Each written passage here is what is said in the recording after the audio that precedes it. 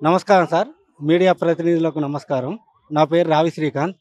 పెద్దపల్లి జిల్లా పెద్దపల్లి నుండి వచ్చాను. నాకు ఒక 3 సంవత్సరాల క్రితం అనుకోకుండా యాక్సిడెంట్‌లో చెయ్యి ము ఎల్బోలా 3 ముక్కలైంది. ఒక ముక్క తీసేసిండు డాక్టర్సు. ఇంకొక ముక్క కోసి ఆపరేషన్ చేసిండు. నేను పెద్ద పెద్ద ఫిజియోథెరపిస్టు, ప్రొఫెసర్స్ దగ్గరికెళ్తే అది చెయ్యి ఎల్బోలా ఇరిగింది కాబట్టి అది చెయ్యి వంకరనే ఉంటది, చక్కగా కాదు అని చెప్పడం జరిగింది. నేను సదరంకు 2 ఇయర్స్ బ్యాక్ నుంచి పెడుతున్నాను. పెడితే పెద్దపల్లిలో డాక్టర్ కంది శ్రీనివాసరెడ్డి సదరం నాడు వచ్చిండు. వచ్చి సారు ఇంకో సంపత్ సార్ తోటి ఇన్ఛార్జ్ తోటి గట్టిగా ఒర్రిండు. 3 నిమిషాలలో 100 మందికి చూసిండు. నాకు కనీసం ఏ సర్టిఫికేట్ చూడలేదు, నాది ఏది చూడలేదు. 00 ఇనెలిజిబిలిటీ అని రాసిండు 2 ఇయర్స్ బ్యాక్. మళ్ళీ తర్వాత దాన్ని రీఅప్పలేట్ పెట్టుకుంటే ఒకసారి పెట్టుకున్నాక అది రీఅప్పలేట్ వస్తలేదు. మళ్ళీ సదరం క్యాంపు రోజు నేను గవర్నమెంట్ హాస్పిటల్లో క్యాంపు పడ్డ రోజు నేను సార్ నాకు 00 ఇనెలిజిబిలిటీ ఎట్లా రాస్తుంది సార్, చెయ్యి వంకరనే ఉంది కదా సార్, ఈ చక్కగా కూడా కానే కాదు కదా సార్, ఎట్లా రాస్తుంది సార్ అని అంటే సారు సీఎం కేసీఆర్కి పోయి చెప్పుకోపో అని సార్ నన్నే అన్నాడు. నన్ను పోలీస్ స్టేషన్ మీద కంప్లైంట్ చేస్తా అన్నాడు.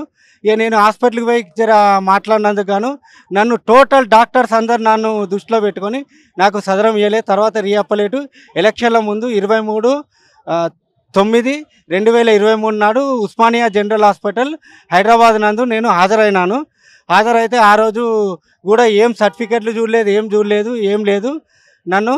మరియు ఆ క్లర్క్ సారు రావి శ్రీకాంత్ వెళ్ళిపోగలరు అనగానే సార్ ఏం చూడలేదు కదా సార్ అని అంటే నీ స్టోరీ తెలుసు, నీ బయోడేటా తెలుసు, నీదంతా తెలుసు, నువ్వు డాక్టర్లను బెదిరిస్తావు, భయపెట్టిస్తావు, అట్లా ఇట్లా అని చెప్పి అతను మాట్లాడే వరకు నాకు ఫీజులు ఎగిరిపోయినాయి సార్.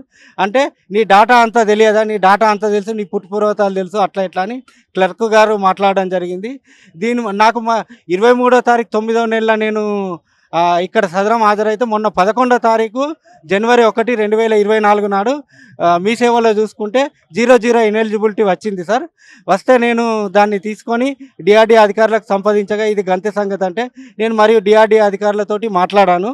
సార్ మరి నా చెయ్యన్న చక్కగా చేసి ఉండి చెయ్యి చక్కగా చేసిస్తే నేను మిమ్మల్ని ఏం అడగను సార్ అని చెప్పి విన్నవించుకోగా అది గంతే సంగతి అని అనగా నేను ప్రజా దర్బారు హైదరాబాదు మన ప్రగతి భవన్లో వచ్చాను. వచ్చి బట్టి విక్రమార్క గారి కాళ్ళ మీద పడి ఏడుస్తే సారు చూసి సారు రెఫర్ రాసిండు సార్. దయచేసి నాకు మీడియా ప్రతినిధులు కూడా నాకు సహాయం చేసి నాకు సదరం ఇప్పించగలరు. ఒకసారి నా చెయ్యిని కూడా లైవ్ చూడగలరు సార్. కొంచెం చూడండి సార్, ఇది చెయ్యి సార్, చూడండి. డిఆర్డీ అధికారులతో కూడా మాట్లాడాను నేను. చెయ్యి కూడా సార్ చూడండి, ఇది చక్కగా కాదు, ఇది అస్సలకే చూడండి సార్, ఇది ఇంతే ఉంటుంది. నన్ను ఇది చేయడం అయితే కరెక్ట్ కాదు. నేను డబ్బులు ఇచ్చే పరిస్థితి లేదు. మరి ఇంకొకటి ఏంటంటే మా మిసెస్కు కిడ్నీ 2018లో కిడ్నీ రిమూవల్ నిమ్స్ హాస్పిటల్లో అయింది. ఒకటే కిడ్నీ. ఆమెకు కూడా నేను ఊకే మెడికల్ పరంగా నేను ట్రీట్మెంట్ చేయించడం జరుగుతుంది. ఇటు నాకు అది ఖర్చు, ఇటు మళ్ళీ ఒక అప్పటి లెక్క నేను కులవృత్తి టైలరింగ్, మేము మేరోళ్ళమే దర్జీ కులవృత్తి చేస్తా. ఒక అప్పటి లెక్క పని కూడా చేయలేకపోతున్నా. 1 కిలో బరువు కూడా నేను ఇటు మోయలేని పరిస్థితి, ఇటు జరపరాని పరిస్థితి నాకు సార్. నాకు దయచేసి సదరం సర్టిఫికేట్ ఇప్పించగలరని మీడియా ప్రతినిధిగా కోరడం జరుగుతుంది.